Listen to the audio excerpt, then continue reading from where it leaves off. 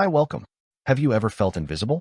Like your sacrifices went unnoticed and your dreams were pushed aside for someone else's? Imagine being married to a man for a decade, helping him build an empire from nothing, only to be discarded for a younger, shinier model. He thinks he's won. He's hosting a lavish charity gala. His gorgeous fiancée on his arm, the king of his castle. He pies you, the quiet ex-wife he left behind. But tonight, the doors of that ballroom are about to swing open, and the woman who walks in won't just turn heads, she'll shatter his entire world. The invitation was an act of cruelty disguised as courtesy. It lay on Amelia Vance's simple reclaimed wood coffee table, a stark rectangle of ivory cardstock in a minimalist apartment that was the antithesis of her former life. The embossed gold lettering seemed to mock the quiet simplicity she had painstakingly built over the last 2 years. The Thorne Foundation Annual Charity Gala. Marcus Thorne. Her Marcus. No, not anymore. For 12 years, she had been Amelia Thorne, the silent partner in the meteoric rise of Thorne Capital. She wasn't just the woman behind the man. She was the architect of his internal world. She was the one who calmed his volcanic temper after a bad trade, who edited his speeches until they sang with a confidence he didn't naturally possess, who remembered the names of his investors' children and their allergies. She had managed their sprawling Greenwich estate, hosted flawless dinners, and curated a life so seamless that he never had to think about anything but his own ambition. She had been the scaffolding, and once the building was complete, he had kicked her away. The divorce had been brutally efficient. His lawyers, a pack of sleek sharks in 1,000 suits, had painted her as a simple homemaker, entitled and grasping. They'd argued that her contribution was emotional, not financial, and therefore held little value. Drowning in grief and the shock of his betrayal, Amelia hadn't fought. She took the settlement, a sum that felt insulting compared to the billions he controlled, and vanished. She'd wanted to disappear, to erase the woman who had poured her entire being into a man who saw her as a depreciating asset. She retreated to a small sun-drenched apartment in Brooklyn, swapping manicured lawns for a fire escape garden of herbs. She sold the designer clothes that felt like costumes from another woman's life and rediscovered her own uniform. Soft jeans, cashmere sweaters, and comfortable silence. And in that silence, an old dream, long dormant, began to stir. Before Marcus, Amelia had been a prodigy, a dual major in material science and computer engineering at MIT. She'd been fascinated by the intersection of technology and art. She had a theory, a wild idea about weaving conductive nanofibers into fabric, creating textiles that could react to biometrics, change color with a thought, or even generate their own subtle light. Marcus had called it a cute hobby before his own career took flight, and like so many of her own passions, she had dutifully packed it away. But now, with nothing but time and a burning need to build something that was hers alone, she unpacked it. She rented a small lab space in the Navy Yard, pouring her settlement into equipment and research. She called her fledgling company Aura Forge, a name that spoke of creating something tangible from an unseen energy. For 2 years, she worked with monastic devotion. Her team was small, brilliant, and fiercely loyal. They weren't creating fashion. They were creating a new form of expression. The dress, the one she now called the chrysalis gown, was the culmination of that work. It wasn't just a garment. It was a statement, a living piece of art, woven from a silk polymer blend threaded with micro LEDs and biometric sensors. It was designed to shimmer with a soft internal luminescence that subtly shifted with the wearer's heart rate and body temperature. It was a masterpiece of technology and design, a secret she had guarded jealousy. The invitation to the gala had arrived a week ago. Her first instinct was to burn it. Why would Marcus invite her? Was it a power play? A chance to parade his new fiancée, Isabella Rossi, a 25-year-old model with porcelain skin and the kind of vacant beauty that looked stunning on Instagram. Was it pity? Did he imagine her showing up in a sensible off-the-rack dress, a ghost from his past to make his present look even brighter? Her business partner, a pragmatic, no-nonsense engineer named Ben, had seen it differently. Don't you see, Amelia? This isn't a slight, it's an opportunity. The theme is the future of philanthropy. The guest list is every venture capitalist, tech billionaire, and art patron on the East Coast. They're your target audience. This isn't his stage. You can make it yours. The thought had been terrifying, then electrifying. For 2 years, she had been rebuilding herself in the shadows. She had shed the skin of Mrs. Thorne, but she hadn't yet shown the world what and who Amelia Vance was. Marcus saw her as a relic of his past.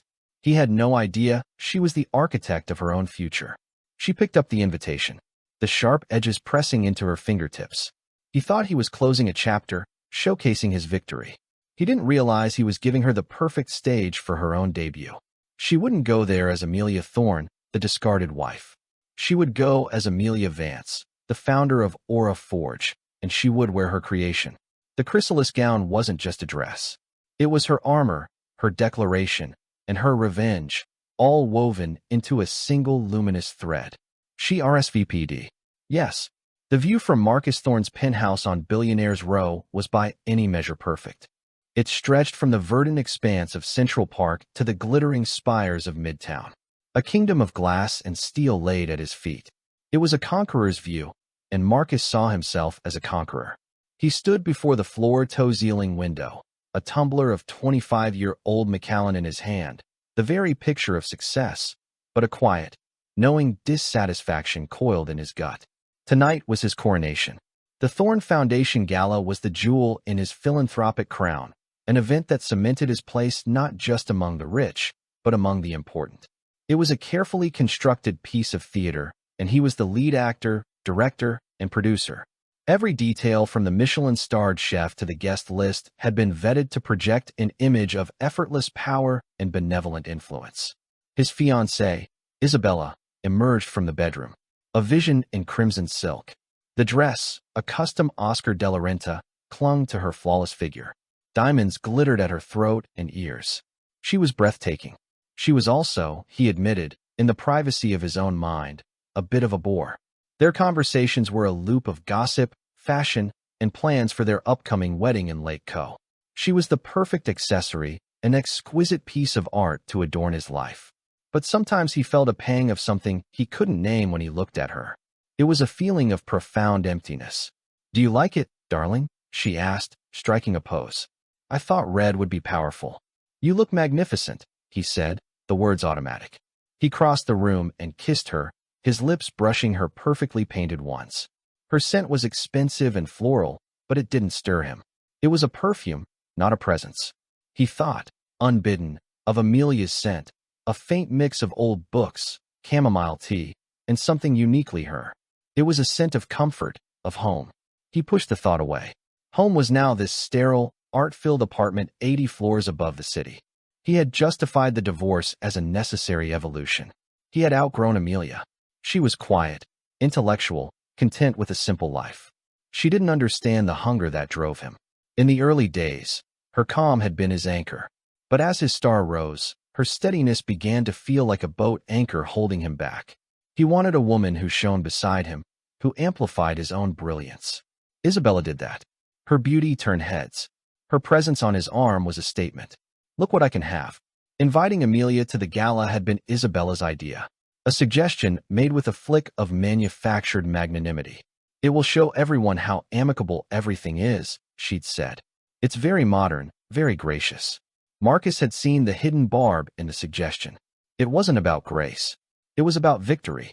It was a chance for Isabella to mark her territory, to stand beside him while his mousy ex-wife looked on from the sidelines. He'd agreed, driven by a flicker of his own cruelty. He wanted Amelia to see it all, the success, the new love, the life he had built after shedding her. He pictured her in a corner looking slightly lost, and felt a vindictive sort of pity. Poor Amelia. She just couldn't keep up. "Is everything ready?" Isabella asked, adjusting a diamond earring. "Everything is perfect," he assured her. "Tonight, we raised $5 million for the children's literacy program, and we announced the new wing of the museum." His museum, his legacy. But the dissatisfaction remained. He had everything he'd ever wanted, the money, the power, the beautiful woman. Yet he felt a fraudulence that haunted his quiet moments. He was playing the part of Marcus Thorne, the great man.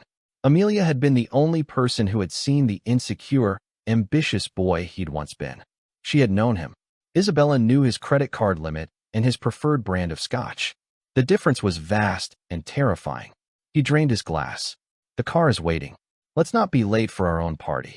As they descended in the private elevator, He glanced at their reflection in the polished bronze doors. They were a perfect couple, a portrait of modern success. But as he looked closer, he saw the faint lines of stress around his eyes, the slight tension in his jaw. He saw a man in a gilded cage of his own making, and for a fleeting, terrifying moment, he wished he could go back to the small apartment they'd shared, filled with second-hand furniture and Amelia's laughter, where his only ambition had been to make her happy. But that man was gone. He had traded him for this one, the king of a cold and lonely kingdom. The final hours before the gala were a quiet storm of preparation in Amelia's apartment.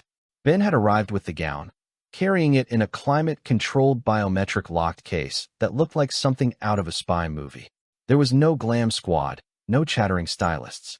There was only Ben, Amelia, and the dress. "All systems are nominal," Ben said, his voice betraying a rare tremor of excitement as he unlocked the case. "Biometric sensors are calibrated to your resting heart rate. The core processor is fully charged. Amelia, it's ready." He lifted it from its cradle. The fabric in its inert state was a deep matte charcoal, almost like liquid smoke. It didn't sparkle. It absorbed the light, holding its power in reserve. The cut was deceptively simple. A high neckline, long sleeves, a column silhouette that flowed to the floor. It was elegant, monastic, and utterly severe. It was a canvas. "It looks quiet," Amelia whispered, running a hand over the cool, smooth fabric. "That's the point," Ben said. "The magic isn't in the design, it's in you." Amelia took a deep, steadying breath and began her transformation. She showered, letting the hot water wash away the last of her hesitation. She sat at her small vanity, a piece she'd bought at a flea market, and refinished herself. Her makeup was minimal, a flawless base, a sweep of dark eyeliner to define her intelligent gray eyes, and a soft nude lip. She didn't want a mask. She wanted her own face, just amplified. Her hair, which she'd worn in a simple, practical bun for 2 years, was her one concession to drama. A stylist, Ben knew, a quiet artist who worked with Broadway actors, had spent the afternoon weaving it into a complex, elegant chignon at the nape of her neck, leaving a few soft tendrils to frame her face. It was sophisticated and severe, the style of a woman who was in complete control. Finally, it was time for the gown. It slipped over her skin like cool water. Ben helped her fasten the nearly invisible clasps at the back. For a moment, she just stood there, letting the weight of it settle on her shoulders. It felt like armor. "Okay," Ben said, tapping a command into a tablet linked to the gown. "Let's boot it up. Just breathe normally, Amelia. Let it sink with you." She closed her eyes and took a slow, deep breath. She felt a subtle vibration against her skin, a barely there hum. When she opened her eyes again, the room was filled with a soft, ethereal glow.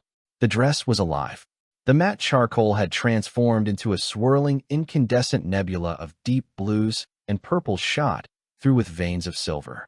A soft, pearlescent light pulsed from within the fabric, a slow, steady rhythm that matched her own heartbeat. She lifted a hand, and as her body temperature shifted the air around her arm, the colors swirled, a cascade of shimmering sapphire. It was breathtaking. "My God," she breathed, looking at her reflection in the full-length mirror. She was unrecognizable. The woman in the mirror was not the quiet, supportive wife. She was not the grieving divorce. This woman was powerful, ethereal. She looked like she was carved from starlight and shadow. The dress didn't wear her.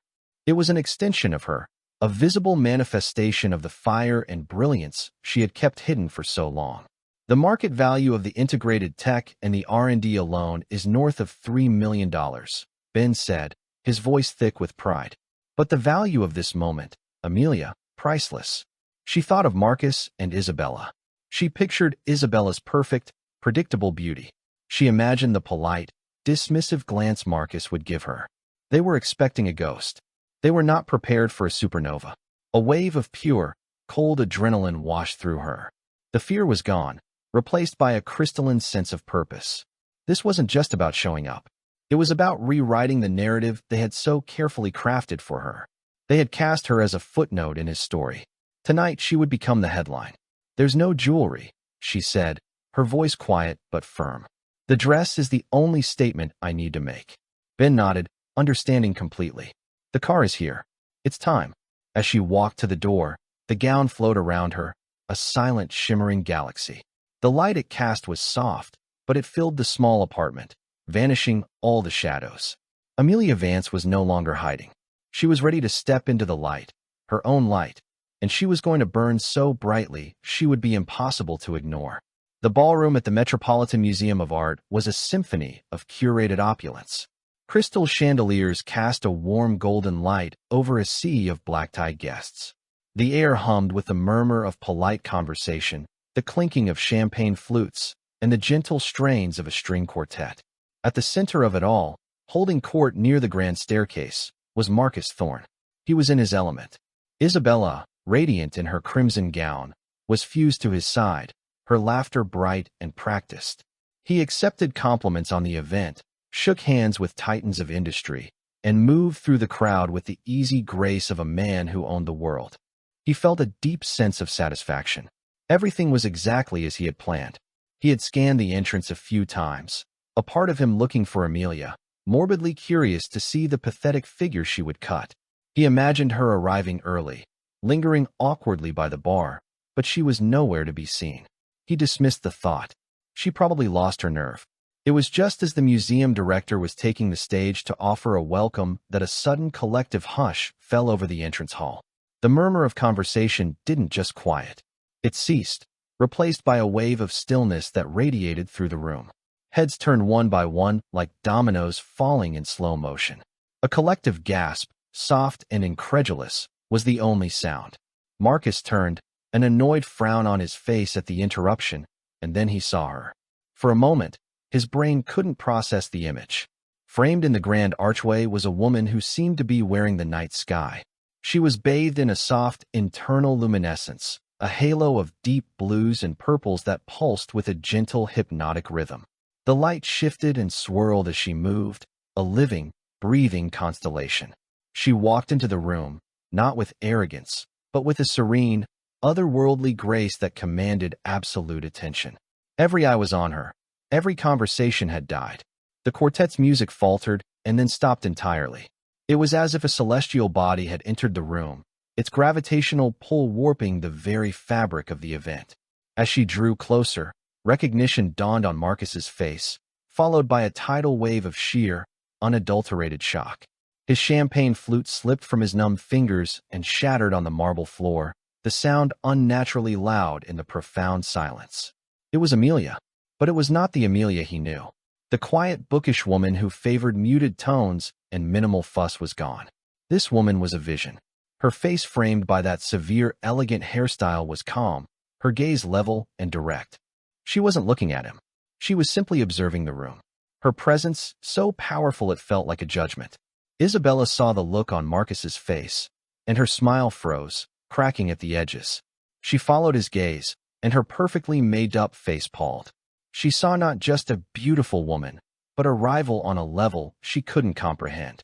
Her red dress, which had felt so bold and powerful moments before, now seemed garish and loud. Her diamonds felt like cheap glass next to the living light of Amelia's gown. Amelia finally let her eyes settle on Marcus. There was no anger in her expression, no pain. There was only a cool, placid calm that was more unnerving than any tirade could have been. She walked toward them, her gown whispering against the floor. The crowd parted for her as if by instinct. "Marcus," she said, her voice clear and steady. It carried easily in the silent room. "Isabella, you both look well." Marcus struggled to find his voice. His mind was racing, trying to reconcile the woman he had discarded with the goddess standing before him. "Amelia, what are you? What is that you're wearing?" he stammered, his usual eloquence deserting him. A small, knowing smile touched Amelia's lips. "It's a prototype," she said simply. "From my company." The whispers started, then rippling through the crowd. "Company? Her company? What company?" Isabella, attempting to reclaim the narrative, stepped forward, her voice a little too high. "It's very unique, Amelia. Very bright." It was meant to be a dismissal, but it landed as a desperate plea for relevance. Before Amelia could respond, a man rushed to her side, his eyes wide with excitement. It was Alistair Finch, a notoriously shrewd Silicon Valley venture capitalist. "Vance, you made it," he boomed, ignoring Marcus and Isabella completely. I saw the patent filing for Forge's reactive textiles last month. It's revolutionary. Is this it? Is this the chrysalis material? Amelia inclined her head. The very same Alistaster. I'm glad you approve. The name Forge and the word revolutionary spread through the room like wildfire. Phones were coming out. People were furiously typing into search engines. The focus of the gala had irrevocably shifted. It was no longer about Marcus Thorne's philanthropy. It was about the mysterious, luminous woman who had once been his wife. Marcus watched frozen as the most powerful people in the room, his guests, converged on Amelia. Their faces alight with curiosity and awe. He was suddenly on the outside looking in at his own party. He had wanted her to see the world he had built. Instead, she had walked in and casually, effortlessly unveiled a new world of her own, a world so far beyond his comprehension that it made his own empire of money and influence feel small, dull, and utterly insignificant. He looked at the shattered glass at his feet, and it felt like a perfect metaphor for his perfectly constructed reality. The car ride back to the penthouse was a study in weaponized silence. The plush leather interior of the Rolls-Royce, usually a cocoon of comfort, felt like a pressurized chamber. Isabella sat rigid on her side, her crimson dress a slash of anger in the dim light. Marcus stared out the window, the glittering Manhattan skyline a blur of mocking lights. The carefully orchestrated triumph of his evening had not just been spoiled. It had been hijacked, dismantled, and handed to the one person he had written off as a failure. Isabella was the first to speak, her voice tight and brittle. What was that, Marcus? He didn't turn from the window. I have no idea. It was a lie. He knew exactly what it was. It was a reckoning. No idea, she scoffed, the sound sharp. Your ex-wife shows up in a light-up dress, and suddenly she's the second coming of Steve Jobs, and you have no idea. Did you know she had a company? No, I did not, he clipped out. The admission felt like swallowing glass. How could he not have known? He, Marcus Thorne, whose entire business was built on knowing things before anyone else. He had investigators who could dig up the deepest secrets of his corporate rivals. Yet, he had been completely blind to the revolution happening under his nose, orchestrated by the woman who had shared his bed for 12 years. It was a failure of intelligence so profound it made him feel physically ill. Forge. Isabella spat the name as if it were poison. By the time we left, Chrysalis gown was trending worldwide. And your gala, it's a footnote. Stunning tech debut at Thorne Foundation Gala. They're not talking about your $5 million for the children. They're talking about her. The jealousy and fury rolling off her were palpable. But underneath it, Marcus could sense her fear. Isabella's currency was beauty and proximity to power. Tonight, Amelia had displayed a different kind of power. The power of creation, of intellect, of genuine innovation. It was a power Isabella couldn't compete with, and she knew it. She had been rendered irrelevant, a pretty but static painting next to a dynamic, interactive masterpiece. She did it on purpose, Isabella continued, her voice rising. She waited. She knew this was your night. She did it to humiliate us. To humiliate me. This has nothing to do with you. Marcus snapped, finally turning to look at her. The statement was cruel, but it was true. This was about him and Amelia. It had always been about them. Isabella was just collateral damage. The look on her face, a mixture of shock and wounded pride, gave him a momentary bitter satisfaction. He felt cornered, and like any cornered animal, he was lashing out. When they arrived at the penthouse, the silence returned, heavier and more menacing than before. Isabella swept out of the elevator and went straight to the bar, pouring herself a large glass of vodka. Marcus went to his office, the one place he felt in control. He powered on his terminal, his fingers flying across the keyboard. He searched for Forge. The results flooded his screen. It was a privately held R&D company. Small, discreet, but with a list of patents that made his breath catch: reactive textiles, biometric feedback loops, smart fabric integration. The board of advisors included 2 Nobel laureates and a former head of innovation from Google. This wasn't a hobby. This was a technological titan in the making. He found an article in a niche tech journal from 6 months ago detailing Forge's mission. It included a photo of the founder, Amelia Vance. It was a simple headshot, but her eyes held a calm determination he hadn't seen in years. He read her bio: MIT-trained materials scientist and engineer. He had forgotten that part of her. He had actively dismissed it. He remembered her talking about her ideas late at night, her face animated with passion. He had patted her on the head and told her to focus on planning their next dinner party. The memory now burned with a new excruciating shame. The final crushing blow came when he found a list of early-stage investors. Alistair Finch was one, but another name stood out. David Chun, the CEO of an investment firm that had passed on a major deal with Thorn Capital just last year, citing a lack of visionary leadership. Chun had invested $10 million in Auraforge. Marcus leaned back in his chair, the air leaving his lungs. This wasn't just a personal humiliation. It was a professional one. He had underestimated her on every conceivable level. He had discarded what he thought was a simple stone, only to watch it be polished into a diamond that outshone his entire kingdom. Isabella appeared in the doorway, her face streaked with mascara. So she asked, her voice hollow. "What did you find?" He couldn't look at her. "She's not who we thought she was." "No," Isabella said, her voice dripping with a newfound bitter wisdom. "She's exactly who she always was. You just never bothered to see it." She turned and walked away, leaving him alone with the glowing screens that detailed the scale of his miscalculation. The view from his window, once a symbol of his triumph, now felt like a view from a precipice. And for the first time, Marcus Thorne was afraid of the fall. The following morning, Amelia's apartment was filled not with the scent of champagne and victory, but with the familiar comforting aroma of coffee and toasted bagels. Sunlight streamed through the large windows, illuminating dust motes dancing in the air. The chrysalis gown lay inert in its case, once again, a quiet charcoal thing. The magic was dormant, waiting. Ben sat across from her at her small kitchen table, scrolling through his tablet with a grin that threatened to split his face. "We're a verb, Amelia," he said, not looking up. "To pull an Auraforge. It means to make a spectacular and unexpected comeback. It's all over Twitter," he rattled off the headlines. Forbes, the woman in the starlight gown, tech's newest unicorn. Wired beyond wearables. Auraforge just made fashion intelligent. Vogue, the only dress that mattered at the Met. Amelia took a slow sip of her coffee, the warmth of the mug, a grounding presence in her hands. She had expected a reaction, but not this. Her inbox was a digital avalanche of emails from venture capitalists, fashion houses, journalists, and CEOs. They weren't just interested. They were clamoring. But she didn't feel the triumphant glee she had anticipated. Instead, a profound sense of calm had settled over her. The night hadn't been an act of revenge. She realized it had been an act of liberation. It was the final definitive severing of her old identity. Seeing the shock on Marcus's face had not brought her pleasure, only a distant clinical confirmation of a truth she had finally accepted. He had never seen her at all. "Are you okay?"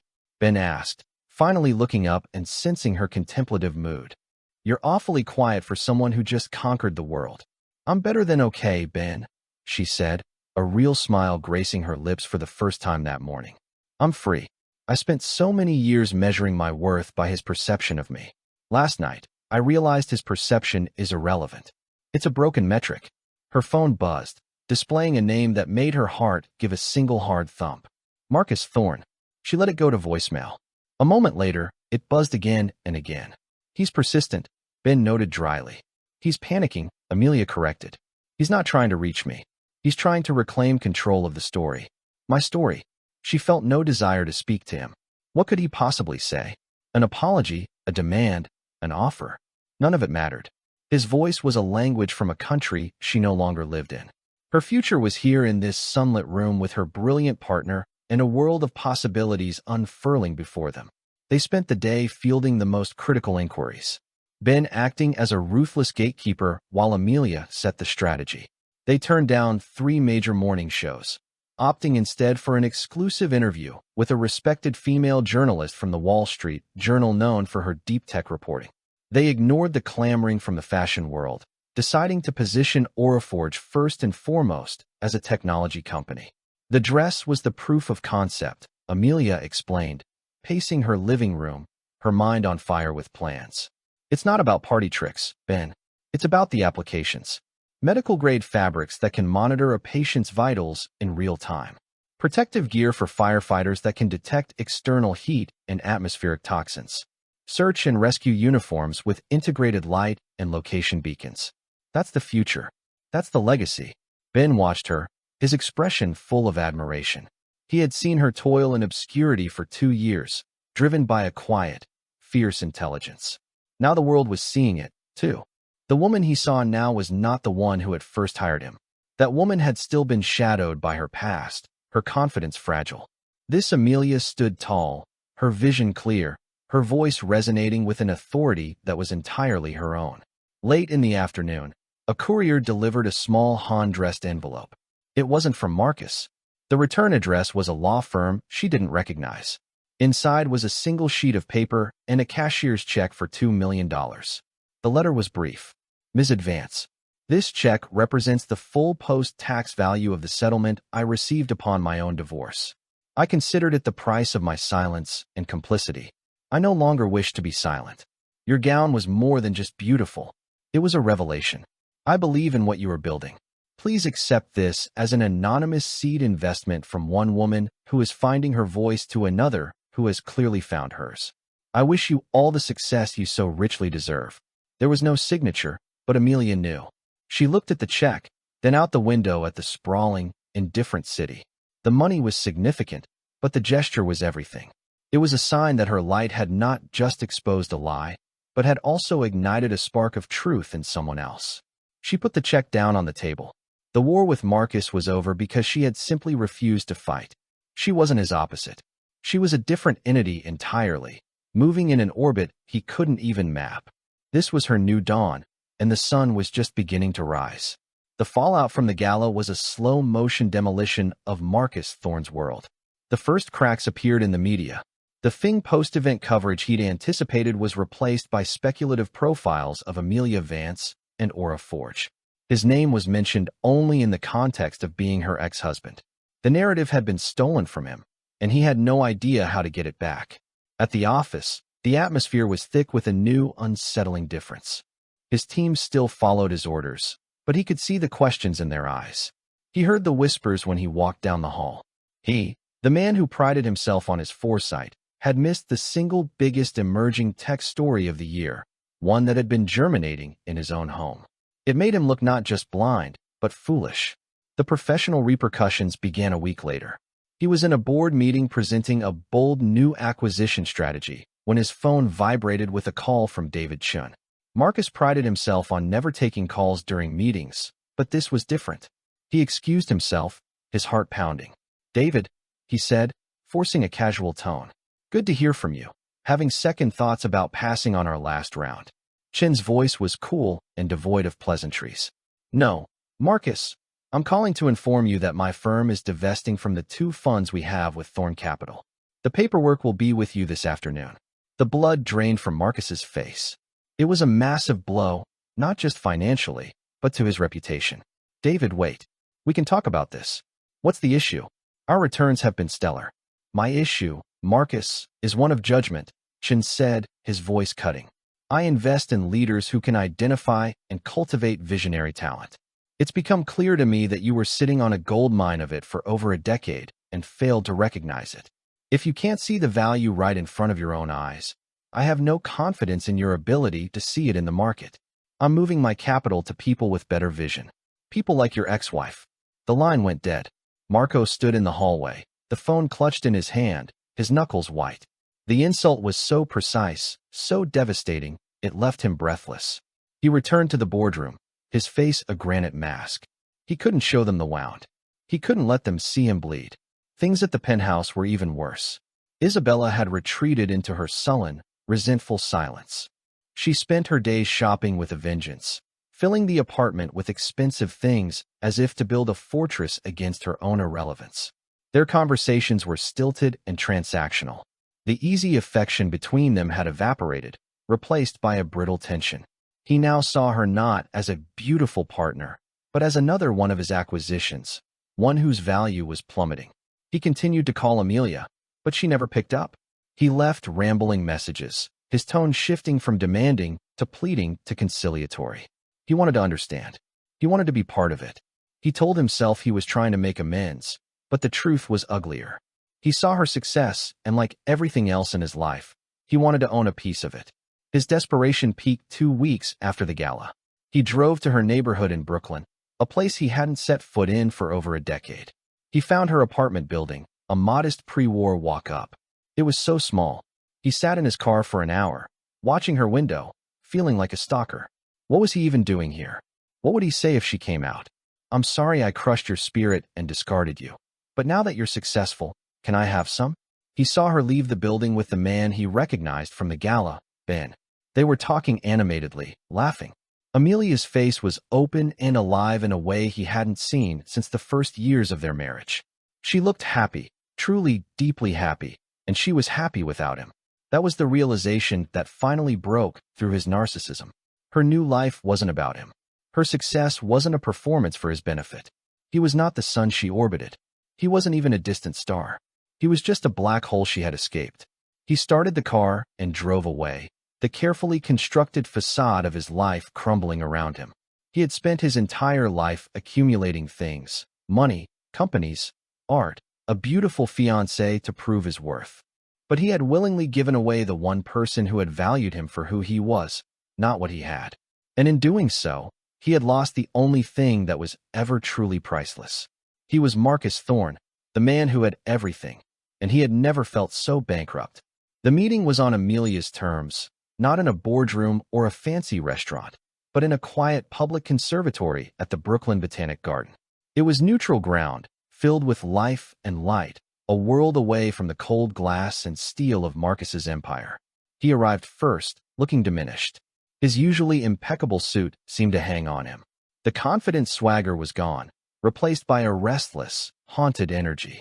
When Amelia walked in, dressed in simple linen trousers and a soft silk blouse, she looked like she belonged there, at peace among the growing things. "Thank you for meeting me," he said, his voice. "I'm not here for you, Marcus," she replied, her tone gentle but firm. "I'm here for me. I needed to do this to close the book, so say what you need to say." They sat on a simple wooden bench surrounded by the lush green of ferns and the scent of orchids. For a long moment he just looked at her, truly looked at her, perhaps for the first time. He saw the intelligence in her eyes, the quiet strength in her posture. He saw everything he had missed. "I was a fool." He began, the words clumsy, rusty from disuse. "There's no other word for it. I built my life around an image, and I threw away the only real thing in it because it didn't fit the picture. I wasn't a thing, Marcus," she corrected him quietly. "I was your wife." The word hung in the air between them, heavy with the weight of shared history. "I know," he whispered. "I'm sorry, Amelia, for everything. For not listening, for not seeing you, for the things my lawyers said, for believing that my success was mine alone." He finally looked her in the eye. "I see it now. I see you, and I am so sorry." Amelia listened, her expression unreadable. She had imagined this moment 1,000 times in the depths of her grief. She had imagined screaming at him, crying, demanding answers. But now sitting here, she felt none of that. She only felt a profound sense of peace. His apology wasn't a key that would unlock her happiness. She had already found that key on her own. It was simply an echo from a distant room. "I accept your apology," she said. "Not because you deserve forgiveness, but because I deserve to be free of the weight of my anger. I have been for a while, actually. But this is the final step." He looked hopeful for a second. "Does that mean could we?" She held up a hand, stopping him. "No, Marcus, there is no we. My life is full. I'm building something I love, something that will change the world in ways your money never could, and I'm happy." She stood up. "I need you to understand this. My success isn't your redemption story. It's not a lesson you get to learn from and then feel better about yourself. It's my life. It has nothing to do with you anymore." The finality in her voice was absolute. This wasn't a negotiation. It was a verdict. "What about Isabella?" Amelia asked, a flicker of genuine curiosity in her eyes. Marcus looked down at his hands. "She left last week. She said she didn't want to be a consolation prize." He let out a dry, humorless laugh. "She took the engagement ring." "Fair enough. It was the most honest transaction we ever had." Amelia nodded slowly. She felt a sliver of pity for him, a man so utterly alone in the gilded cage he had built. But it was a distant, detached pity. His fate was his own to write now. "Goodbye, Marcus," she said, and with that she turned and walked away down the sun-dappled path, not looking back. She moved with the light, easy grace of a woman who knew exactly where she was going. Marcus watched her until she disappeared behind a wall of green. He was left alone on the bench, surrounded by the vibrant, indifferent beauty of the garden. He had come here seeking something, absolution, a second chance, a piece of her light to warm his cold world. But he left with nothing but the stark, painful clarity of what he had lost. It wasn't just a wife or a business opportunity. He had lost the best part of himself. And he knew with a certainty that chilled him to the bone that he would never get it back. His redemption wouldn't come from her. It would have to come from the long, lonely work of learning to live with the ghost of the man he could have been. Amelia's story isn't just about a dress. It's about reclaiming your own narrative. It's a powerful reminder that your worth is never defined by someone else's inability to see it. She didn't seek revenge. She sought redemption, not from her ex-husband, but for herself by finally embracing the brilliance she had hidden away for so long. She found her power not in tearing him down, but in building her own world, a world so bright it simply cast his in shadow. This story is for anyone who's ever felt underestimated, overlooked, or left behind. It's for the architects, the dreamers, and the builders who are quietly working on their own masterpiece. If Amelia's journey from heartbreak to triumph inspired you, please hit that like button, share this video with someone who needs to hear this message, and be sure to subscribe for more stories of incredible transformation. Let me know in the comments, what did you think of her final choice to walk?